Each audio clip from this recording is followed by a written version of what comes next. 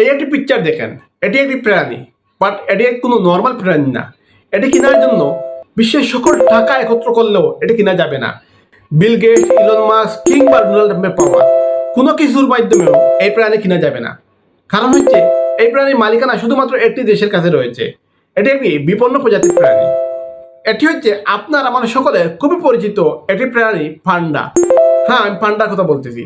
পান্ডা এমন একটি প্রাণী, এটি বিশ্বের কোনো দেশে জন্মালে তাকে 4 বছরের ভিতরে তার দেশে পৌঁছে দিতে হবে। তার দেশ অর্থাৎ চীন। পান্ডার একমাত্র মালিকানা চীনের হাতে। বিশ্বের যে কোনো দেশের চিড়িয়াখানাতে বা যেখানে আপনি পান্ডা দেখতেছেন, সকল পান্ডার মালিক হচ্ছে চীন। বিশ্বাস হয় না? তাহলে চলুন একটু গভীরে আলোচনা করা যাক। পান্ডা একটি বিপন্ন জাতির প্রাণী। এটি শুধুমাত্র চীনের কিছু অঞ্চলে পাওয়া যায়, যেমন সিংচুয়াং, গাংচি, সাংচু এবং এই প্রকৃতির কিছু অঞ্চলে পাওয়া যায়, যেখানে বাঁশ অনেক বেশি হয়।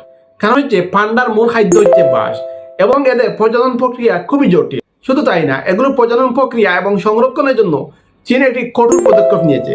বিশ্বের যে কোনো দেশে যদি পান্ডা জন্মায়, তাহলে 4 বছরের ভিতরে পান্ডাকে ফেরত দিতে হবে চায়নাতে। কারণ হচ্ছে এটি মালিকানা শুধুমাত্র চায়নার হাতে। কোনো দেশের চিড়িয়াখানাতে যদি এই পান্ডাকে নেওয়া হয়, তাহলে আপনি কি জানেন প্রতি বার্ষিক কিস্তি চায়নাকে দিতে হয় 50,000 থেকে 1 লক্ষ মার্কিন ডলার।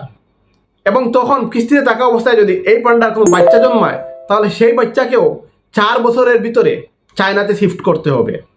আর যদি তাদের কাছে রাখতে হয়, তাহলে এটিরও কিস্তি পরিশোধ করতে হবে।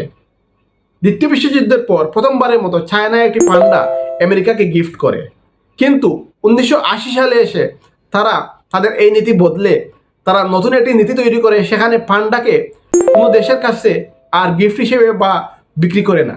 সেদিন থেকে তারা পান্ডাকে কিস্তি হিসেবে মাসিক কিস্তিতে বিভিন্ন দেশে দেয়। তার সাথে কয়েক দর্জন শর্ত মিলে দেয়। তাই বললাম যে পৃথিবীর সকল টাকা দিয়ে হলেও পান্ডা কিনা যাবে না। পান্ডা হচ্ছে চীনের একমাত্র মালিকানাধীন পশু। যদি এই গল্পটি নতুনভাবে শুনে থাকেন, তাহলে অবশ্যই শেয়ার করবেন এবং ভিডিওটিতে লাইক করবেন। ভালো থাকবেন, সুস্থ থাকবেন। আল্লাহ হাফিজ, আসসালামু আলাইকুম।